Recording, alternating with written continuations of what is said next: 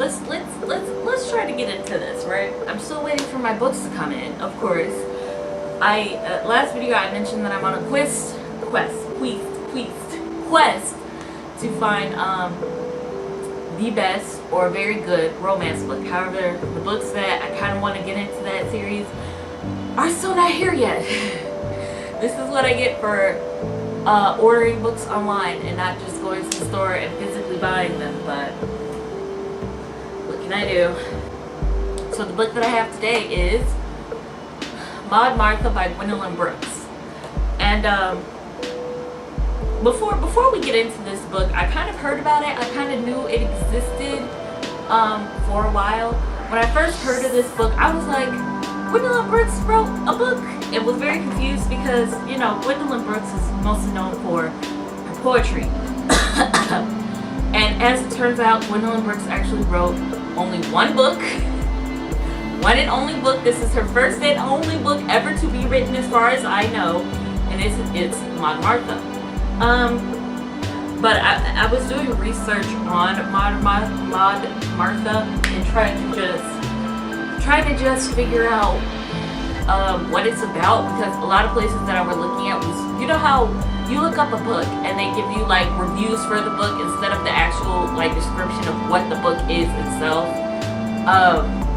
So I was kind of irked because I was like, I want to know what the book is about, not how great the book is. But turns out apparently when this book was first published, it was considered a massive failure. And the publishing company, the Third World Press, actually stopped printing this book. So for I think between certain years, it just wasn't available anymore, and now they're printing it again, I believe. From my understanding, Maude Martha was considered a complete failure because it defied what people knew as a story. It wasn't necessarily a,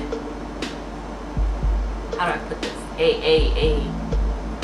The character Maude Martha is a character that really doesn't accomplish anything. It talks about Maude Martha's life and it's about Maude Martha, but it's not necessarily a story that's like action filled and she changes as a character, she goes through this and that, and there's like a coherent plot. She's a very, very, very passive character, and a lot of the book is emphasized on her observations of other people and her internal dialogue.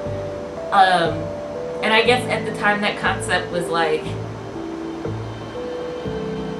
listen, maybe I'll make a second part and do more research into the whole failure aspect of what happened when this book first released, but I just want to get into the book. But keep that stuff in mind. Now, for this book, I'm not really gonna do like page by page spoiler review like I did with the last book I reviewed. This one, I mostly just kind of want to talk about it. So I've never really read a book that felt, what even words do I use to describe this? I've never found a book that hit home so many times for me, you know? A lot of the things in this book hits home.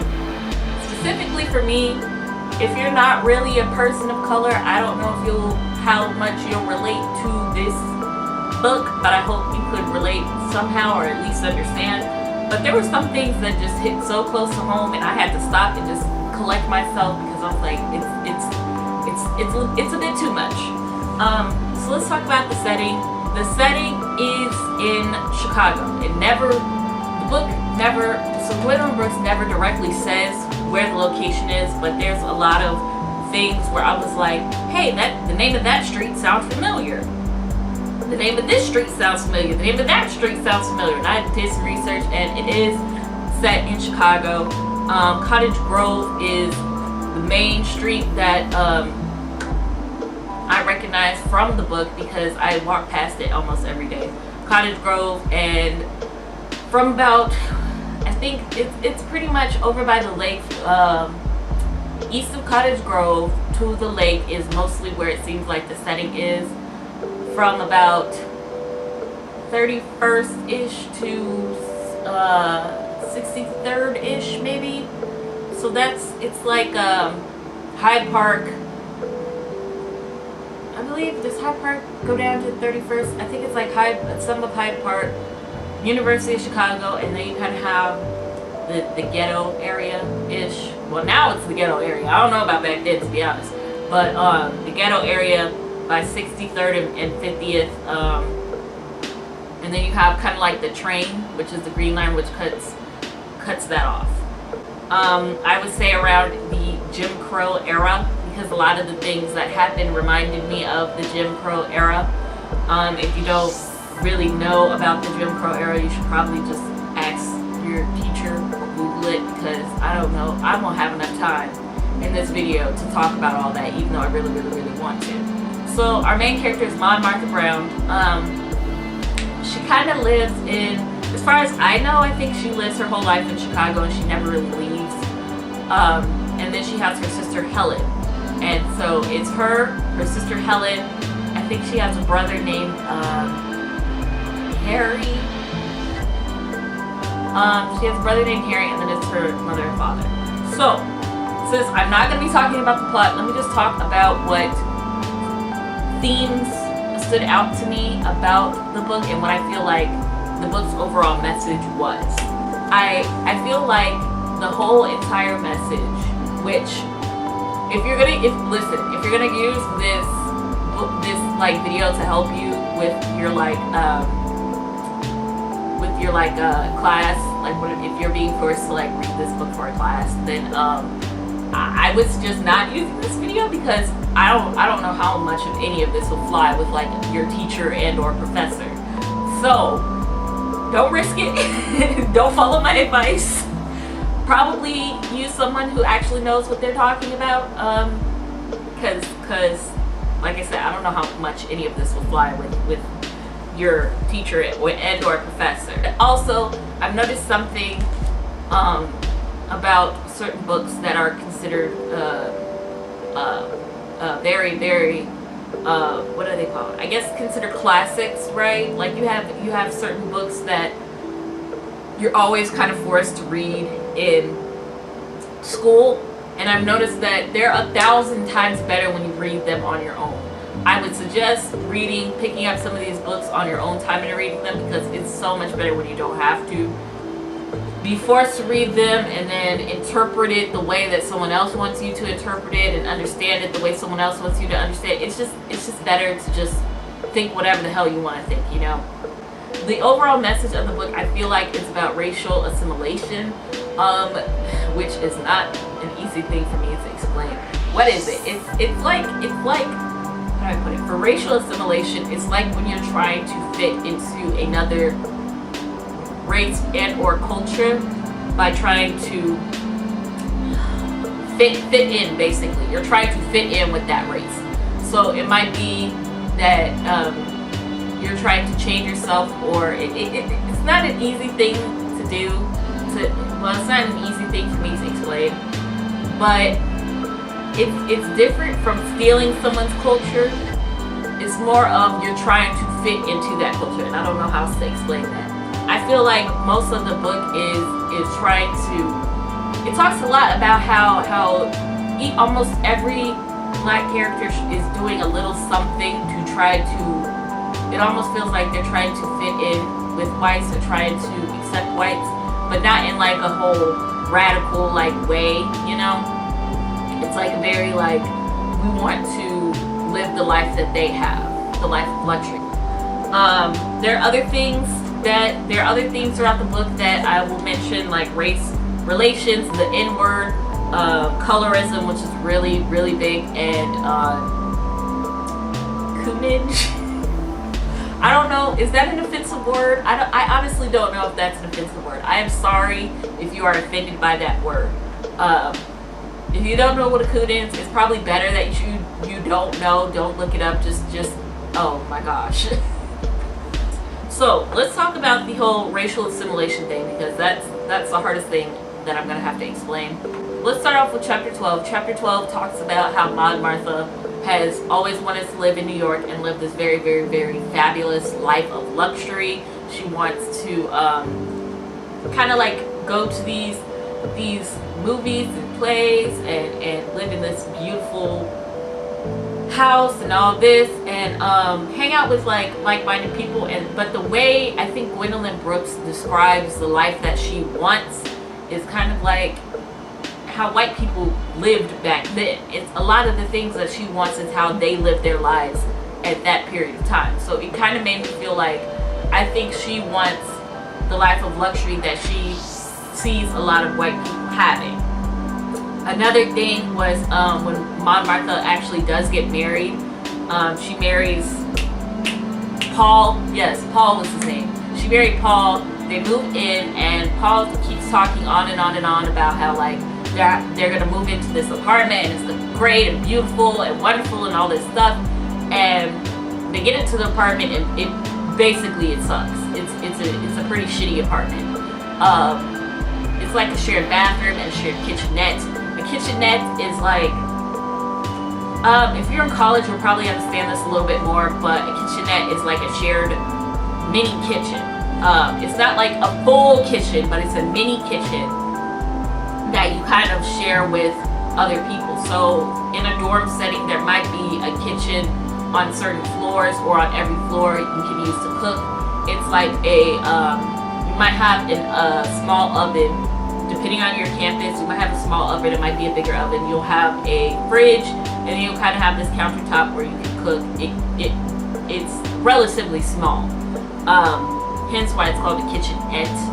And there's like, Maude Martha goes into all of the people that live in the building, but it's like, it's a lot of people in that building sharing this one kitchen and this one bathroom. So they live on, I think it's like the third floor, and their apartment is shitty. Then Paul makes all these promises that he's like, oh, they're gonna clean it up and they're gonna change all the furniture and it's gonna be wonderful. They find out from the landlord that they can't change the furniture because people move out a lot. So it's not worth the money to change the furniture. And they're kind of stuck in this whole situation pretty much.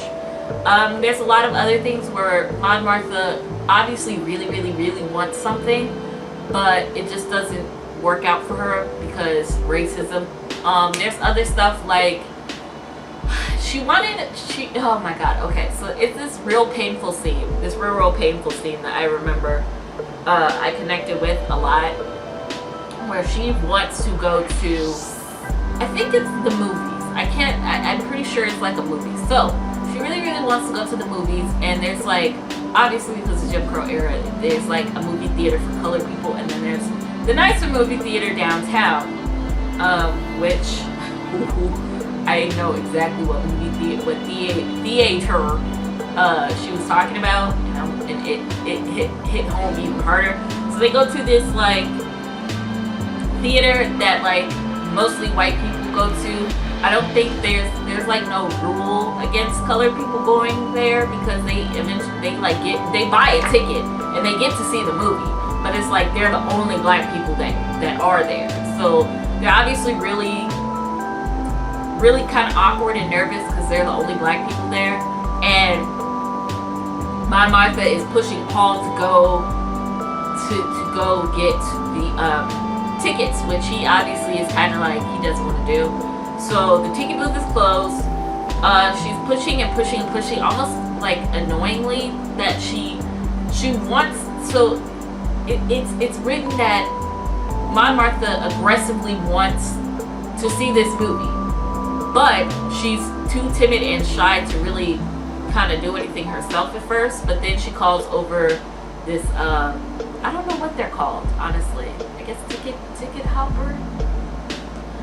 And he sells them a ticket, and they go and they love the movie, they enjoy it, whatever. However, the lights come up and they want to talk about the movie with other people, they want to discuss it, but obviously people look at them like they're insane, because they're like, what are you doing here? And all the you know, listen, it's that look. Not many people, if you're not a person of color, you won't know anything about the look, but they give them the look. So they're obviously getting that look, and it's like it's not something that can easily be understand, but when she was describing like they wish they wouldn't look at them like that, I felt it. I really did. And I had to stop. I was like, it's too much. There's just, I think from Maude Martha's perspective, what she really wants is the life of luxury, and the life of luxury that white people have.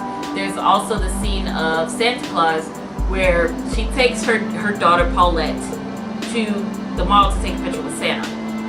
Santa is nice and pleasant with all the other kids, but when Paulette comes up, and Paulette is I don't know how dark she is, but both of her parents are pretty dark skinned, so I just assume that she came out pretty dark too. Paulette comes up to Santa Claus, and Santa Claus is kind of like not really paying attention to her, not giving her the time of day, not really smiling and laughing and shaking her hand or whatever.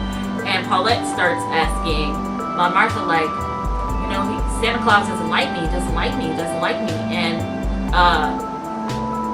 I think when Santa Claus wasn't paying attention, Maude Martha was like, hey, my daughter's talking to you. She tells him this twice for him to even look at her, and even then he was brushing her off. And I was like, if that ain't the truth nowadays, I don't know what is. Because I've met some Santa Clauses in the day.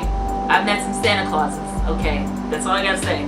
Once she does, like, she even cuts her off early, and she's like, but I'm not through yet. And she's like, but Santa's through, right?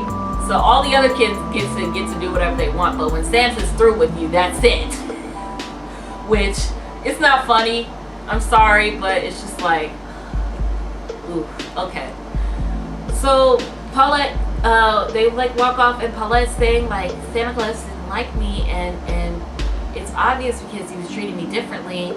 And Maude Martha was saying like, no, he loves all children, he was just busy and all that stuff. And I was like, if I haven't heard those exact words before, and then I had to take another break. So I think that's Maude Martha's perspective, but there are a couple other people that I want to talk about. The one person that I want to talk about is David McKeepster. He's not really a very big character. I think he has like 2 chapters kind of dedicated to him.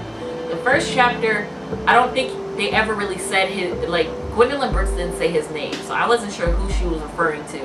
But I feel like it's David McKeepster, obviously.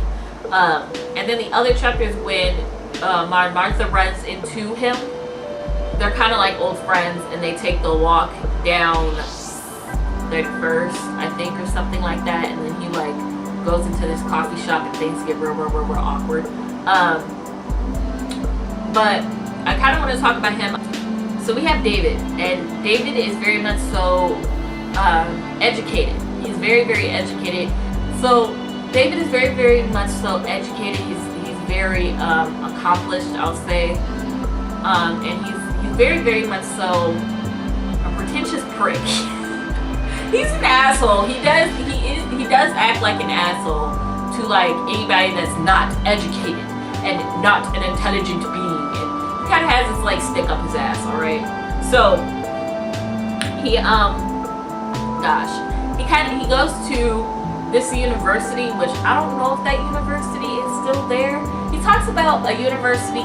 There's a university on 31st, I think that he does, not 31st, like 42nd, 45th-ish, somewhere in the 40s. That's all I remember. And I don't think that university is still there today, so I'm not completely sure, but I was like, I've never heard of that school, so I don't know if it's still there. I don't know if it's actually real or made up.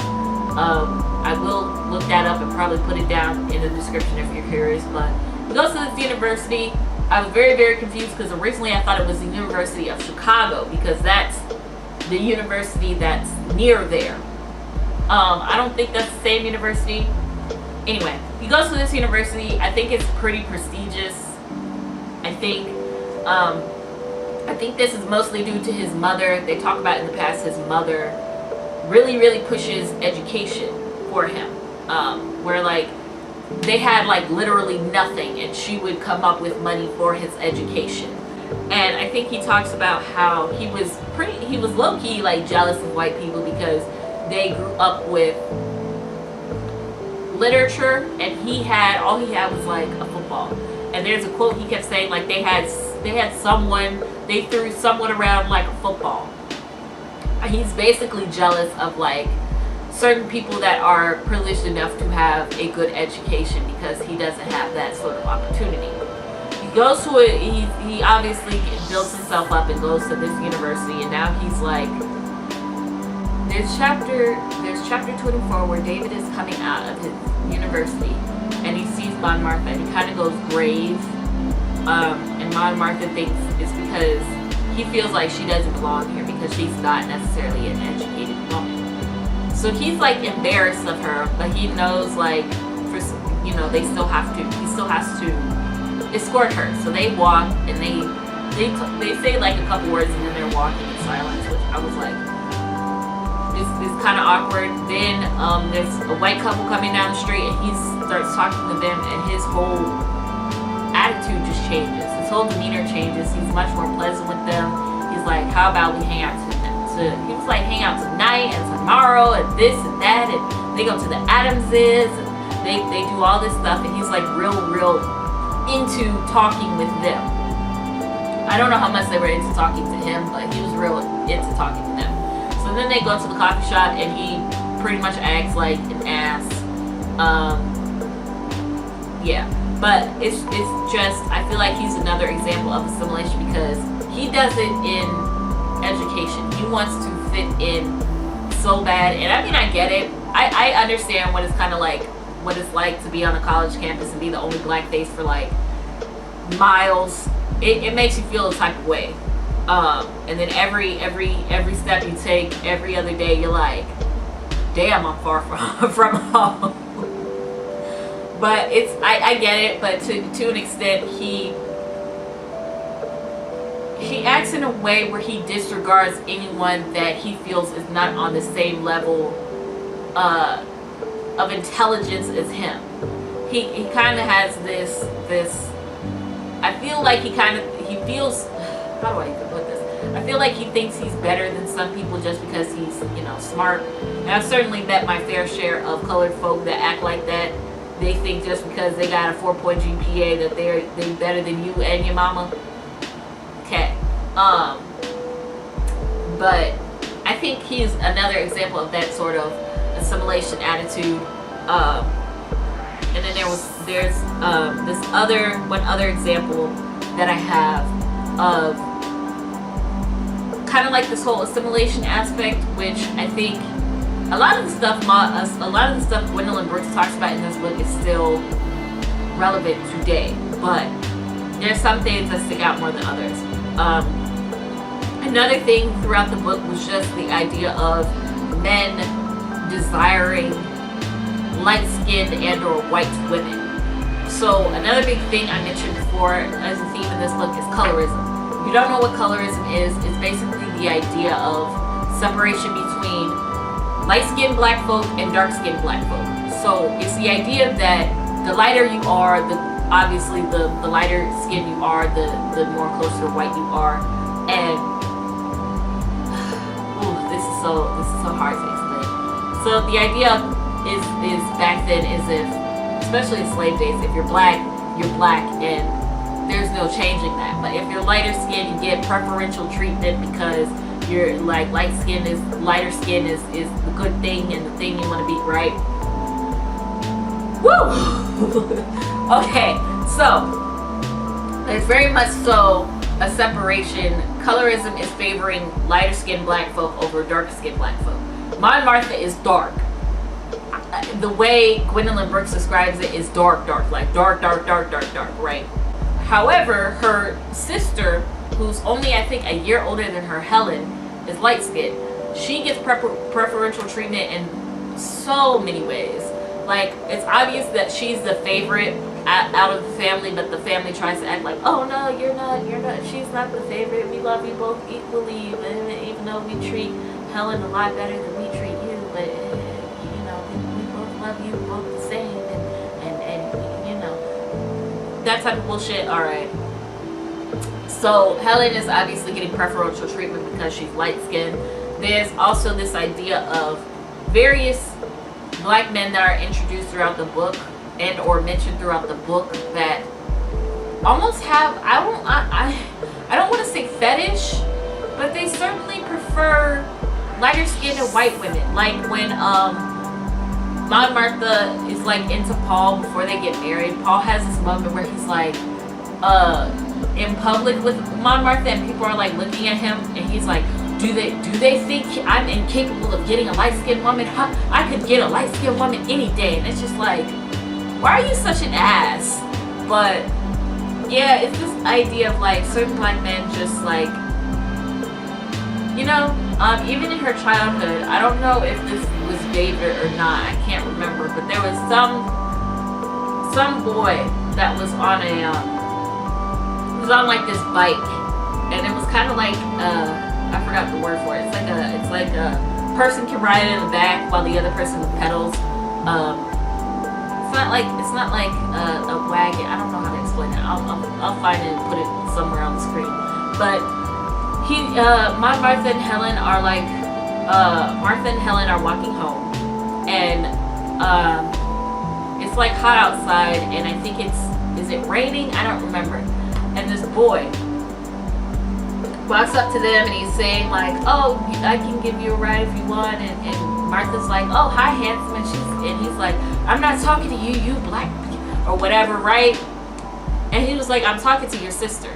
So he's offering, obviously, his sister, who's the light-skinned one, a ride, and she gets in, and like he obviously gives like pedals her home, and Maude Martha is just left to walk in the heat, in the scalding heat, by herself.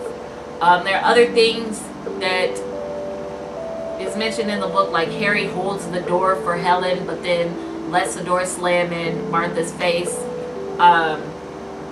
The father often favors Helen more than he does Martha, where he's like, I guess he pays attention to when Helen talks more, something like that.